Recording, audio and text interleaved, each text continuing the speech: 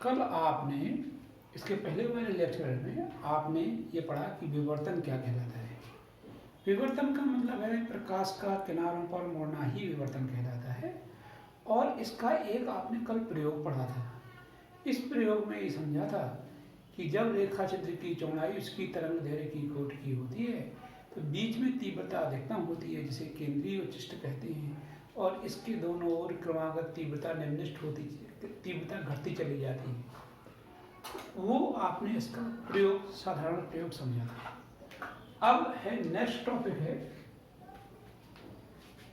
एकल झिर्री द्वारा विवर्तन, माने सिंगल रेखा छिद्र द्वारा विवर्तन। व्यतिकरण और विवर्तन दोनों प्रकाश की तरंग प्रकृति की पुष्टि करते हैं कि प्रकाश तरंगों के रूप में चलता है। तो एकल रेखा, जैसे कल आपने पढ़ा था यंग का द्विरेखा छिद्र प्रयोग, पहले वाले लेक्चर होंगे, तो उसमें दो रेखा छिद्र थे S1 और S2। उनसे चलने वाली तरंगों के अध्यारोपण से व्यतिकरण बनता है। और इसमें जो ये एकल रेखा छिद्र है जिसकी चौड़ाई स्मॉल d है, इसकी द्वितीयक तरंग, अब इसमें अध्यारोपण किसका होता है? उसमें S1 S2 से चलने वाली द्वितीयक तरंगिकाओं का अध्यारोपण था। इसमें किसका होता है? ध्यान से देखिए, ए बी में जो द्वितीयक तरंगिकाएं ए और बी के बीच की दूरी जो स्मॉल डी है, इससे जो द्वितीयक तरंगिकाएं निकलती हैं उन्हीं द्वितीयक तरंगिकाओं के अध्यारोपण से विवर्तन बनता है, माने प्रकाश किनारों पर मुड़ता है। तो ये है एकल रेखा झिर्री द्वारा प्रकाश का विवर्तन, या एकल रेखा छिद्र भी कह सकते हैं। माने एक रेखा छिद्र है जिसके द्वारा विवर्तन समझना है, समझाने का प्रयास करना है। समझाता हूं, इस चित्र को आप ध्यान से देखिए, इसके बाद अभी और समझाऊंगा। उसमें मैं चित्र मिटा दूंगा क्योंकि फिर लिखने की जरूरत नहीं पड़ेगी। अब आप समझो, बहुत आसान चित्र है। S एक बिंदु स्रोत है, इसके आगे एक उत्तल लेंस L1 है। सोर्स S L1 के फोकस पर है। तो आप जानते हो फोकस से होकर जाने वाली प्रकाश की किरणें अपवर्तन के बाद उत्तल लेंस द्वारा मुख्य अक्ष के समांतर हो जाती है। तो ये जो लेंस है ये S से आने वाली किरणों को समांतर कर देता है, ये समांतर कर देता है प्रकाश की किरणों को, तरंगों को। ये तरंगें ए बी रेखा छिद्र पर पड़ती हैं, एकल रेखा छिद्र पर या एकल झिर्री पर पड़ती हैं, जिसके बीच की दूरी या मोटाई भी कह सकते हो स्मॉल डी है। एकल रेखा छिद्र की दूरी या मोटाई स्मॉल डी है। इस ए बी के आगे जो ये समांतर किरणें हैं, समांतर तरंगें हैं, इसके आगे एक दूसरा लेंस L2 है। यह L2 लेंस इन समांतर किरणों को पर्दे पर फोकस कर देता है, इसलिए इसे फोकसन लेंस भी कहते हैं। ये जो L1 से चलने वाली किरणें हैं, ए बी रेखा छिद्र से होकर जाती हैं, इन किरणों को एक पर्दे पर फोकस करता है, इसलिए इसे फोकसन लेंस कहते हैं।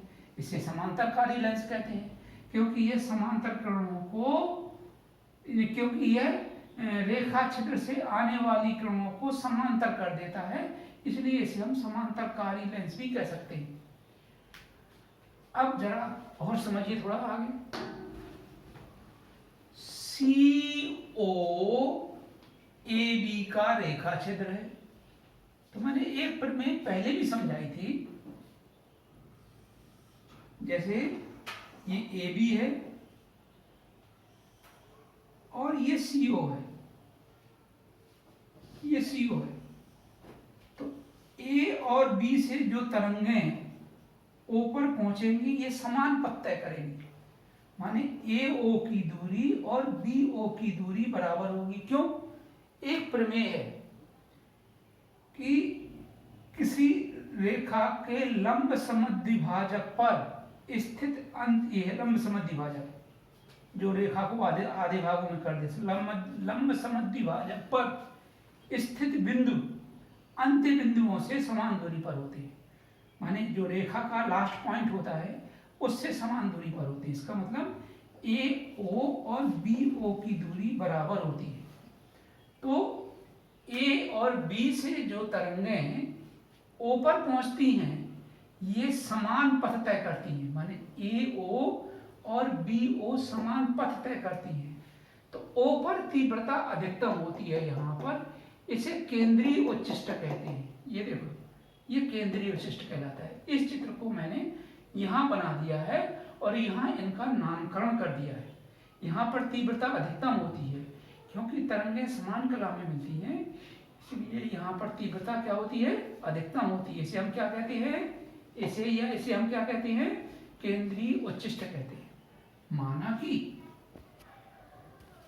O से y दूरी पर एक बिंदु P है जिस पर हमें तरंगों की स्थिति देखना है कि तीव्रता न्यूनतम होगी तो क्या स्थिति होगी और तीव्रता अधिकतम होगी तो क्या स्थिति होगी। और समझो आगे। माना कि ये जो A और B से जो प्रकाश तरंगें L2 लेंस के द्वारा अपवर्तित होकर के P पर पहुंचती हैं के बीच पथांतर होगा BP माइनस AP। कितना होगा, ये होगा कितना, पथांतर कितना होगा,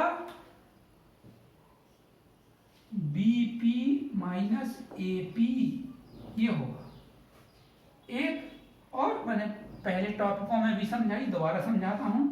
जैसे दो रेखाएं हैं, एक रेखा बड़ी है एक रेखा छोटी है, तो छोटी रेखा से बड़ी रेखा पर लंब डाल लेते हैं तो ये दोनों के बीच की दूरी कहलाती है। ऐसे ही BP और AP की दूरी ज्ञात करना है तो A से BP पर AN लंब डाला तो BN ये इनके बीच की दूरी कहलाएगी। क्या कहलाएगी, ये BN बीच की दूरी कहलाएगी। अब आगे पढ़ाऊंगा इसके बाद, तो इतना ये BN समझ लेना है। BN इसकी क्या कहलाएगी, बीच की दूरी कहलाएगी। ये माना कि थीटा डिग्री पर विवर्तित हो रही है तो ये और ये बराबर होंगे तो ये भी थीटा होगा। अब आप समझोगे कि यहाँ पर देखो तीव्रता अधिकतम है, यहाँ पर देखो तीव्रता और दूरी के बीच में ग्राफ खींचा गया है। यहाँ पर तीव्रता अधिकतम है तो जब तीव्रता अधिकतम होती है वहाँ केंद्रीय उच्चिष्ट बनते हैं।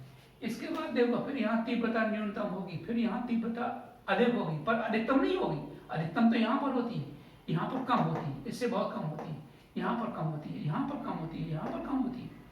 तो इसको हम कहते हैं द्वितीयक उच्चिष्ट। इसको इसको इसको इसको तो ये कहलाते हैं द्वितीयक उच्चिष्ट। ये केंद्रीय उच्चिष्ट के दोनों ओर द्वितीयक उच्चिष्ट बनते हैं। इधर भी बनते हैं, ये केंद्रीय उच्चिष्ट है, इधर भी द्वितीयक उच्चिष्ट बनेंगे, उधर भी द्वितीयक उच्चिष्ट बनेंगे। तीव्रता अधिकतम हो, तीव्रता होगी पर अधिकतम नहीं होगी, अधिकतम तो केंद्रीय में होती है। इसके बीच में जो यहाँ पर है या यहाँ पर है या यहाँ पर है या यहाँ पर है या यहाँ पर है या यहाँ पर है, इन बिंदुओं पर तीव्रता न्यूनतम होगी, कम होगी। तीव्रता कम होगी तो यहाँ पर बनेंगे निम्निष्ठ। ये देखिए ये निम्निष्ठ बनेंगे, ये निम्निष्ठ बनेंगे, ये निम्निष्ठ बनेंगे, ये निम्निष्ठ बनेंगे, ये निम्निष्ठ बनेंगे, इस तरह से बनेंगे। अब इसको मैंने नामकरण कर दिया है, आप जरा इनका नामकरण समझो फिर मैं मिटाऊंगा इसको। यहाँ देखो ये केंद्रीय उच्चिष्ट हो गया, तीव्रता है, ये दूरी है, ये प्रथम निम्निष्ठ है, ये द्वितीय निम्निष्ठ है, ये तृतीय निम्निष्ठ मैंने लिखा नहीं है, तृतीय निम्निष्ठ कहलाएगा। केंद्रीय उच्चिष्ट के दोनों ओर निम्निष्ठ बनते हैं, ये प्रथम निम्निष्ठ कहलाएगा, ये द्वितीय निम्निष्ठ कहलाएगा, ये तृतीय निम्निष्ठ कहलाएगा। यहाँ भी मैंने नाम नहीं लिखा है ये बिंदु। अब यहाँ पर तीव्रता होगी कुछ तो ये यहाँ पर भी कुछ तीव्रता होगी तो ये द्वितीयक उच्चिष्ट कहलाते हैं। अब ये केंद्रीय उच्चिष्ट के बाद पहली तीव्रता ज्यादा है तो ये कहलाएगा प्रथम द्वितीयक उच्चिष्ट। अब केंद्रीय उच्चिष्ट के बाद ये दूसरी तीव्रता थोड़ा ज्यादा है तो ये कहलाएगा, ये पहला हो गया ये दूसरा होगा तो दूसरे को हम कहते हैं द्वितीय द्वितीयक उच्चिष्ट, ऐसे यहाँ देखो ये केंद्रीय उच्चिष्ट है ये पूरा, इसके इधर तीव्रता ज्यादा है, इधर भी तीव्रता है कुछ ज्यादा है, तो ये कहलाएगा, ये पहली तीव्रता ज्यादा है तो ये कहलाएगा प्रथम द्वितीयक उच्चिष्ट, ये तीव्रता ज्यादा है ये कहलाएगा द्वितीय द्वितीयक उच्चिष्ट, ऐसे ही और बनते हैं। तो ये है तीव्रता और दूरी के बीच में ग्राफ। अब हमें समझाना है, जो मैंने ये लिखा है इसको जरा ध्यान से देखो। S एक बिंदु स्रोत है, जो मैंने अभी आपको समझाया। S क्या है? एक बिंदु स्रोत है। S एक बिंदु स्रोत है, इसके आगे एक उत्तर लेंस L1 है जो S के फोकस पर है। L1 से जो अभी पढ़ाया था, L1 से निकलने वाली किरणें, प्रकाश किरणें समांतर होकर D मोटाई के एकल रेखा छिद्र पर आपतित होती हैं, और जो रेखा छिद्र की मोटाई या बीच की दूरी तरंग दैर्घ्य की कोट की होती है। ये समांतर किरणें L2 लेंस के द्वारा पर्दे पर फोकस होती हैं। तो ये मैं आपको पढ़ा चुका हूँ। अब हमें केंद्रीय उच्चिष्ट समझाना है, ये केंद्रीय उच्चिष्ट समझाना है। तो जो अभी पढ़ाया था AB का लंबार्धक है, तो A और B से चलने वाली तरंगें जो ऊपर पहुंचती हैं, पढ़ा चुका हूँ में पहुंचती हैं में पथांतर BO माइनस AO बराबर 0 होगा। तो पथांतर 0 है तो O पर समान कला में तरंगें पहुंचेंगी, एवं O पर तीव्रता अधिकतम होगी, और यहाँ पर केंद्रीय उच्चिष्ट बनता है। तो ये था केंद्रीय उच्चिष्ट की स्थिति। हाँ, नेक्स्ट है चित्र, वही है, आपको चित्र नहीं बनाना है, वही पुराना चित्र है। अब जैसे मैंने ये केंद्रीय उच्चिष्ट भी समझाया था, अब आते हैं निम्निष्ठ पर। निम्निष्ठ समझना है कि P पर निम्निष्ठ होंगे तो क्या स्थिति होगी। जैसे ये प्रथम निम्निष्ठ कहलाता है, ये भी प्रथम निम्निष्ठ है, ये द्वितीय निम्निष्ठ है, ये भी द्वितीय निम्निष्ठ है, ये तृतीय निम्निष्ठ है, ये तृतीय निम्निष्ठ है। इसको मैंने पहले वाले लेक्चर, इसके पहले जो मैंने समझाया था उसमें मैंने इसके नीचे बनाया था, अब जगह नहीं है इसलिए इसी में समझाऊंगा। तो निम्निष्ठ के लिए माना कि O से y दूरी पर एक बिंदु P है जिसमें पथांतर क्या होगा, BP माइनस AP। मैंने अभी समझाया था तुम्हें क्या कि एक छोटी रेखा है, एक छोटी रेखा है, एक बड़ी रेखा है, छोटी रेखा से लंब डाल दो तो ये बीच की दूरी कहलाती है। तो ऐसे ही हमने A से BP पर AN लंब डाला, तो जो पथांतर होगा, जो बीच की दूरी का अंतर होगा वो BN कहलाएगा। तो ये जो पथांतर होगा क्या, BP माइनस AP बराबर BN, ये BN कहलाएगा। ये थीटा है, ये भी थीटा है, रचना से ये थीटा, ये सब कोण आपस में बराबर होते हैं। अब हमें समझना है कि BN का मान कितना होगा। देखो ये 90 डिग्री है, इसके सामने वाली भुजा ये कर्ण कहलाती है, ये थीटा है, इसके सामने वाली भुजा ये लंब कहलाएगी। साइन थीटा बराबर लंब बटे कर्ण से लंब बराबर कर्ण गुणा साइन थीटा, तो लंब है यहाँ BN, तो BN बराबर कर्ण कितना है, स्मॉल d साइन थीटा, तो BN बराबर हो जाएगा स्मॉल d साइन थीटा। अब माना कि d साइन थीटा बराबर लैम्डा, या इसको थोड़ा और लिख लो कहीं आप कंफ्यूजन ना हो। माना कि BN का मान जो d साइन थीटा के बराबर है, ये लैम्डा के बराबर है। तो AB को हमने, AB का मध्य बिंदु C है, तो इसको AB को दो बराबर भागों में विभाजित किया, AC और BC। तो A और B से चलने वाली तरंगों के बीच पथांतर कितना है, लैम्डा। तो आधे भाग के कारण चलने वाली तरंगों के बीच में पथांतर कितना होगा, लैम्डा का आधा हो जाएगा, λ/2 होगा। तो यही मैंने लिखा, C और लिख देते हैं काली, C AB का मध्य बिंदु है, ये C AB का मध्य बिंदु है, AB का मध्य बिंदु है, ऐसे लिख देते हैं, C AB का मध्य बिंदु है।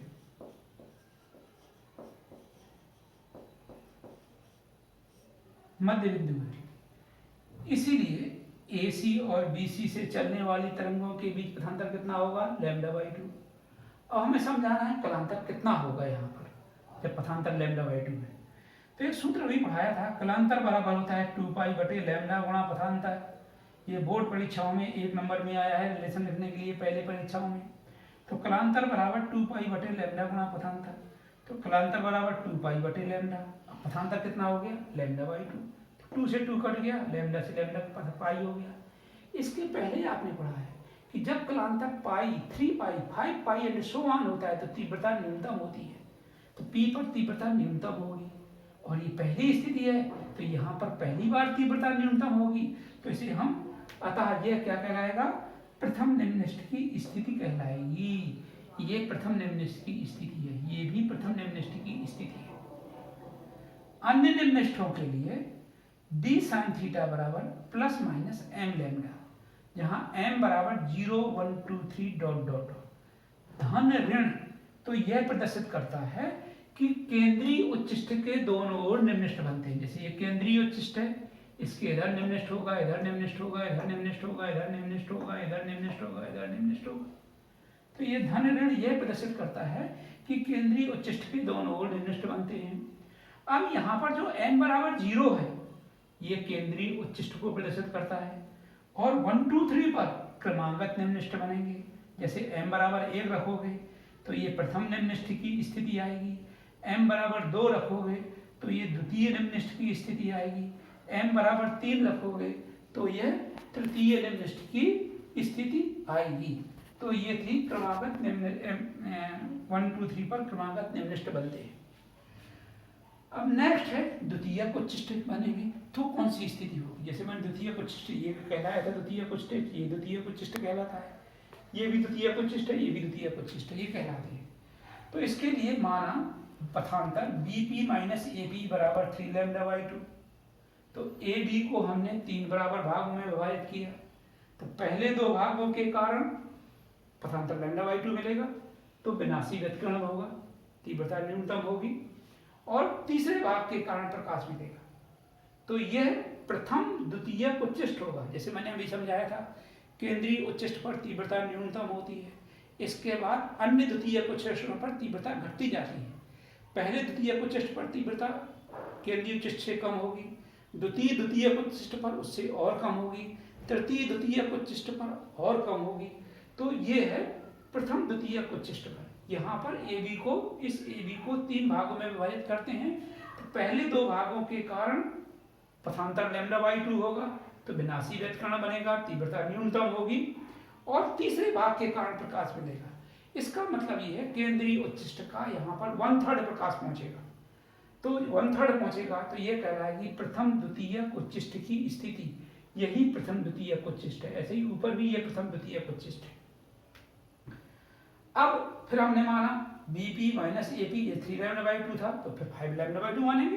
तो 5λ/2, तो AB को 5 बराबर भागों में विभाजित करेंगे। तो पहले, दूसरे, तीसरे, चौथे के कारण विनाशी व्यतिकरण बनेगा, तीव्रता न्यूनतम होगी, 5वें भाग के कारण प्रकाश मिलेगा। तो यहाँ पर 5वें भाग के कारण प्रकाश मिलेगा, कहाँ पर, इस स्थिति में। तो यह द्वितीयक उच्चिष्ट की द्वितीयक उच्चिष्ट कहलाएगा। यही मैंने इसमें लिखा है। माना BP माइनस AP बराबर 5λ/2, तो AB को 5 बराबर भागों में विभाजित करते हैं। प्रथम 4 भाग P पर विनाशी व्यतिकरण उत्पन्न करेंगे और 5वें भाग के कारण P पर तीव्रता होगी। अतः यह द्वितीयक उच्चिष्ट कहलाएगा और ये द्वितीयक उच्चिष्ट कहलाएगा। तो इस प्रकार अन्य द्वितीयक उच्चिष्टों के लिए हम d sin थीटा बराबर 2m + 1 × λ/2, जहाँ m बराबर 1, 2, 3 पर क्रमागत द्वितीयक उच्चिष्ट कहलाते हैं। जैसे यहाँ m बराबर 1 रखोगे तो ये प्रथम द्वितीयक उच्चिष्ट कहलाएगा। तो 1 रखोगे तो क्या हो जाएगा, 2 और इधर 1, 3 λ/2। 2 रखोगे तो द्वितीयक उच्चिष्ट कहलाएगा, 2 दूनी 4 + 1 5 λ/2। तो इस तरह से ये अन्य द्वितीयक उच्चिष्ट बनते हैं। तो ये था द्वितीयक उच्चिष्ट। अब एक टॉपिक और रह गया इसी में, केंद्रीय उच्चिष्ट की चौड़ाई कितनी होती है। तो पहले वाला चित्र है, इसमें CP को मिला देंगे। क्योंकि अभी बताऊंगा कैसे निकालते हैं, CP को मिला देंगे। केंद्रीय उच्चिष्ट की चौड़ाई, जैसे यहाँ की दूरी y है, यहाँ की दूरी y है, तो प्रथम निम्नलिखित के लिए अभी आपने समझा था d sin थीटा बराबर लैम्डा, तो sin थीटा बराबर लैम्डा बटे d हो जाएगा। यदि थीटा सूक्ष्म है तो sin का मान उसके कोण के बराबर होता है, तो sin थीटा लगभग बराबर थीटा के होगा और ये लैम्डा बटे d के बराबर होगा, समीकरण नंबर 1। अब चित्र से sin थीटा बराबर लंब बटे कर्ण, तो लंब कितना है OP, कर्ण कितना है CP, OP बटे CP, PO के बहुत समीप है इसलिए CP का मान CO के बराबर होगा, तो OP बटे CO कर देंगे। CP PO के बहुत समीप है इसलिए CP का मान CO के बराबर होगा, तो OP बटे CO बराबर Y बटे कैपिटल D। तो समीकरण 1 और 2 से ये दोनों साइन थीटा के मान हैं, तो दोनों के लेफ्ट हैंड साइड बराबर हैं तो राइट हैंड साइड भी बराबर होंगे, तो लैम्डा बटे स्मॉल d बराबर y बटे कैपिटल D, तो y बराबर कैपिटल D लैम्डा बटे स्मॉल d। अब केंद्रीय उच्चिष्ट की चौड़ाई क्या कहलाती है, ये कहलाती, जैसे यहाँ की दूरी y है, ये दूरी भी y है, क्योंकि y है केंद्रीय उच्चिष्ट से प्रथम निम्नलिखित, ये भी प्रथम निम्नलिखित है, ये भी प्रथम निम्नलिखित है, तो केंद्रीय उच्चिष्ट की चौड़ाई कितनी हो जाएगी 2y, केंद्रीय उच्चिष्ट की चौड़ाई बराबर हो जाएगी 2y, तो बराबर 2d लैम्डा बटे स्मॉल d। तो ये था केंद्रीय उच्चिष्ट की चौड़ाई का सूत्र। तो ये है व्यतिकरण एकल रेखा छिद्र द्वारा।